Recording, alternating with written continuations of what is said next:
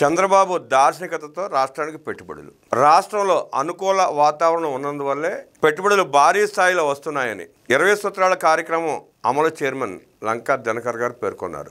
రాష్ట్రంలో double engine super fast సర్కార్ పాలన ఫలితంగా ప్రపంచవ్యాప్తంగా పెట్టుబడిదారులు రాష్ట్రం వైపు చూస్తున్నారని, కూటమి ప్రభుత్వం ఎన్నికల్లో ఇచ్చిన హామీ మేరకు 20 లక్షల ఉద్యోగాల కల్పనకు ఊతమిచ్చేలా పెట్టుబడుల ఆకర్షణ నేడు జరుగుతోందని ఆయన స్పష్టం చేశారు. 2019కి ముందే ఆదాని డేటా సెంటర్గా అంకురార్పణ జరిగిందని, అయితే 2019-2024 మధ్యలో ఒక్క అడుగు కూడా ముందుకు పడలేదన్నారు. గత ప్రభుత్వ హయాంలో కేవలం $888 మిలియన్ విదేశీ ప్రత్యక్ష పెట్టుబడులు మాత్రమే సాధించగలిగిందని, అయితే నేడు ముఖ్యమంత్రి చంద్రబాబు నాయుడు నేతృత్వంలోని కూటమి ప్రభుత్వం ఒక్క గూగుల్ డేటా సెంటర్ నుంచే $15 బిలియన్ పెట్టుబడి సాధించడం జరిగిందన్నారు. 2024-2025 సంవత్సరానికి అన్ని రకాల పెట్టుబడులు $4,47,000 కోట్ల రూపాయలు వచ్చినా అందులో విదేశీ పెట్టుబడులు $233 బిలియన్ మాత్రమే ఉండడానికి గత ప్రభుత్వ పెట్టుబడుల ప్రతికూల వాతావరణమే కారణమన్నారు.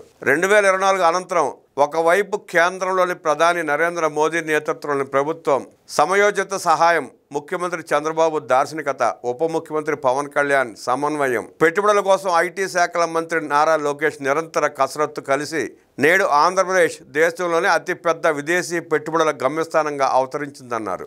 రాష్ట్రంలోని అన్ని ప్రాంతాలు సమగ్ర అభివృద్ధి ప్రణాళికతో ముందుకు దూసుకెళ్తున్నాయన్నారు.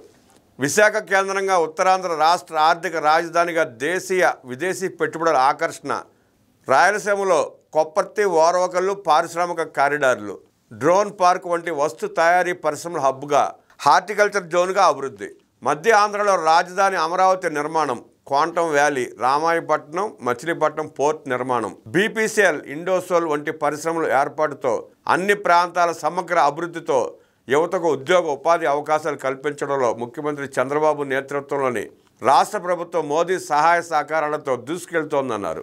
రాష్ట్రంలో 18 నెలల కూటమి ప్రభుత్వం 11 లక్షల కోట్ల రూపాయల పెట్టుబడులను ఆకర్షించడం డబుల్ ఇంజిన్ సర్కార్ సాధించిన విజయం అన్నారు. 2047 నాటికి సగటున 15% వృద్ధితో $2.4 ట్రిలియన్ ఆర్థిక వ్యవస్థగా స్వర్ణాంధ్రప్రదేశ్ అవతరించే లక్ష్యంతో ప్రధాని నరేంద్ర మోదీ సంకల్పానికి వికసిత్ భారత్లో కీలక భాగస్వామ్యం కావాలని సీఎం చంద్రబాబు పనిచేస్తున్నారన్నారు.